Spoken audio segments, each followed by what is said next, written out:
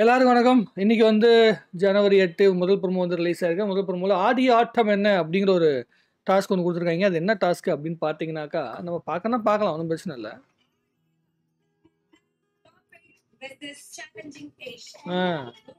சவுண்டோட dance. என்னோட character பேரு Khadija.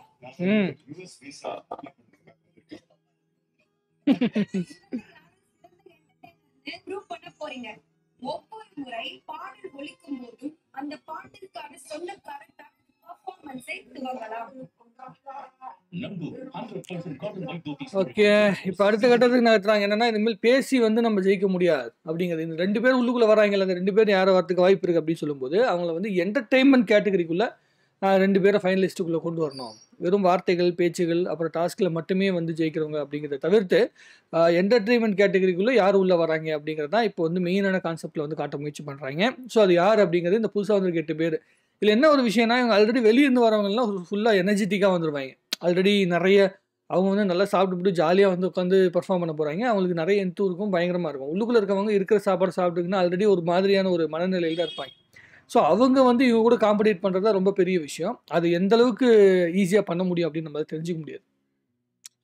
First 3 பேரை நம்ம வந்து ஆல்ரெடி டிசைட் பண்ணலாம் ஓரளவுக்கு. பட் ஆனால் இந்த டாஸ்க் மூலமாக என்ன முயற்சி பண்ணுறாங்க அப்படிங்கிறது, உள்ளுக்குள்ளே வந்தவங்களை என்டர்டெயின் பண்ண முயற்சி பண்ணுறாங்களா, இல்லை உள்ளுக்குள்ளே இருக்கவங்கள வந்து ஒரு கன்ஃபியூஷனை கொண்டு வர முயற்சி பண்ணுறாங்களா அப்படிங்கிறது. ஏன்னா இதுதான் மெயினான கேம். இந்த கேமுக்குள்ளே இதுக்கு அப்புறம் தான் மெயின் விஷயங்கள் இருக்குது. தர்ஷா குப்தா முத்துவை அசிங்கப்படுத்துவா நினைத்து பேசி ஆணவ பேச்சு, அவருக்கே இது பூமாரங்காக முத்து நன்கு திருப்பி கொடுத்தார்.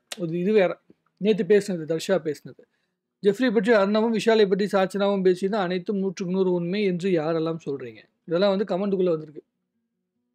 யாருக்கெல்லாம் நேற்று அர்ணவ் அந்த தர்ஷிகாவின் ஆட்டிடியூட் நகைச்சுவையாக இருந்தது, எனக்கும் தான் நகைச்சுவையாக இருந்தது. அது ஒன்றும் சொல்கிறதுக்கு இல்லை.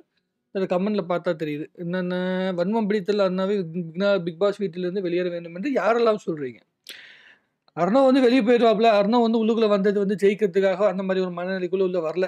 அர்ணவோடைய டார்கெட் என்னென்னா, உள்ளுக்குள்ளே இருக்கவங்க அவங்கள வந்து பேசணும். அவங்களுக்குள்ளே வந்து என்ன வந்து இது பண்ணிட்டாங்க, ஜால்ரா கூட்டத்தை வந்து ஜால்ரா அடிச்சு அப்படி இப்படின்னு சொல்லிட்டு அவங்கள வந்து உடச்செறியணும் அப்படிங்கிறது அர்ணவோட விஷயம். இது கண்ணம்மா வீட்டுக்காரர் வச்சு செல்லம்மா வீட்டுக்காரர் போட்டியில் கண்ணம்மா வீட்டுக்காரர் ஒரு புள்ளி பெற்று புள்ளிப்பட்டியில் முதலிடத்தில் உள்ளார்.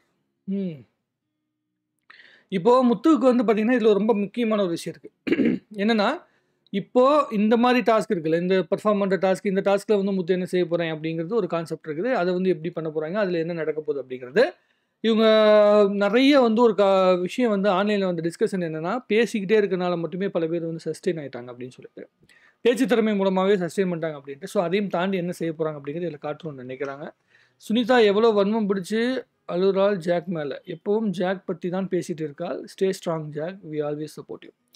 சுனிதாலாம் வெளியே போகிறதுக்குண்டான காரணமாக தான், ஜாக் வந்து உள்ளுக்குள்ளே சர்வே ஆகிட்டு இருக்கிற காரணமாக தான். ஜாக் வந்து ஒரு ஸ்ட்ராட்டஜி, இந்த ஃப்ரெண்ட்ஷிப் அப்படிங்கிற ஸ்ட்ராட்டஜியை ஜாக் வந்து சரியாக பயன்படுத்தியிருக்காங்க. அதனால் ஜாக் வந்து உள்ள சர்வே ஆகிருக்க முடியுது. ஒரு கேம் அப்படின்னா சர்வைவல் இன்ஸ்டிங்கும் ஒன்று இருக்குது. அந்த மாதிரி தான் பண்ண முடியும். அதை தாண்டி எதுவுமே செய்ய முடியாது. நம்ம என்னென்ன முயற்சி பண்ணாலும் அது நடக்காது. அது வந்து சுனிதா மாதிரியான நாட்களுக்கு இவங்களுக்கு உள்ளுக்குள்ளே இருக்க ஆல்ரெடி இருக்கவங்களுக்கு புரியலை. அதுதான் அங்கே மெயின் ரீசன். அது நம்ம என்ன சொன்னாலும் அவங்களுக்கு புரிகிற மனநிலையெல்லாம் இருக்காது. சொல்லலாம், சரி இப்பெல்லாம் பண்ணுங்க, இப்பெல்லாம் செய்யுங்கன்னு சொல்லலாமே தவிர அவங்க அதெல்லாம் முழுசாக ஏற்றுக்கிற மனநிலைக்குள்ளே இருக்க மாட்டாங்க. ஸோ அதை நம்ம சொல்லி ஒன்றும் பிரயோஜனம் கிடையாது. இதில் என்னென்னா, இதுக்கப்புறம் இந்த நடக்க போகின்ற இப்போ 8ஆம் தேதி ஆயிடுச்சு, அப்புறம் ஜனவரி 19 வரைக்கும் நான் இன்னும் எக்ஸாக்டாக ஒரு 10 நாட்களுக்கு உள்ளே தான் இருக்குது. 2 டேஸ்க்குள்ளே என்ன நடக்க போகுதுங்கிறது ரொம்ப முக்கியமான விஷயம். அந்த நடக்க போகிற விஷயங்களுக்குள்ளே இவங்களுக்குள்ளே என்ன புரிதல் இருக்குது அப்படிங்கிறத பார்க்கணும். நேற்று நான் பார்த்த வரைக்குமே உள்ளுக்குள்ளே இருக்க ஒவ்வொருத்தங்களுமே எவ்வளோ இன்புட் கொடுக்கணுமோ அந்த எல்லா இன்புட் கொடுத்துட்டாங்க. ரவீந்திர சூப்பராக இன்புட் கொடுத்தாங்க. சாச்சனா வந்து முத்துக்கு பர்ஃபெக்ட் இன்புட்டு, அதே மாதிரி விஷாலுக்கு பர்ஃபெக்ட் இன்புட்டு.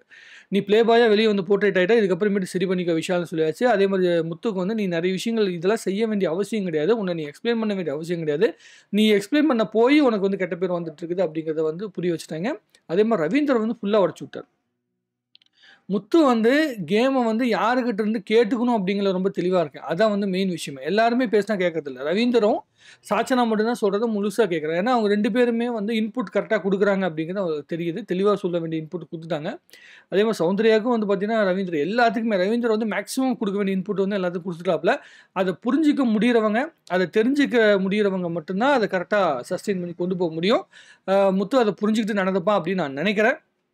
சௌந்தர்யாவுக்கு அது ஓரளவுக்கு பல்ஸ் இருக்குது அப்படின்னு நான் நம்புகிறேன். மற்றபடி வேற ஒன்றும் பெரிய விஷயங்கள் ஒன்றும் இல்லை இந்த இதில். பார்ப்போம் லைவில் என்ன நடக்குதுன்னு பார்த்துட்டு வந்துட்டு அப்புறம் டீட்டெயிலாக உட்காந்து நிறைய பேசலாம். சரியா? உங்களோட கருத்துக்களை கமெண்ட் எழுதுங்க. இன்னும் நிறைய பேசுவோம். வாழ்க தமிழ்நாடு, வளர்க தமிழ் மக்கள். நன்றி, வணக்கம்.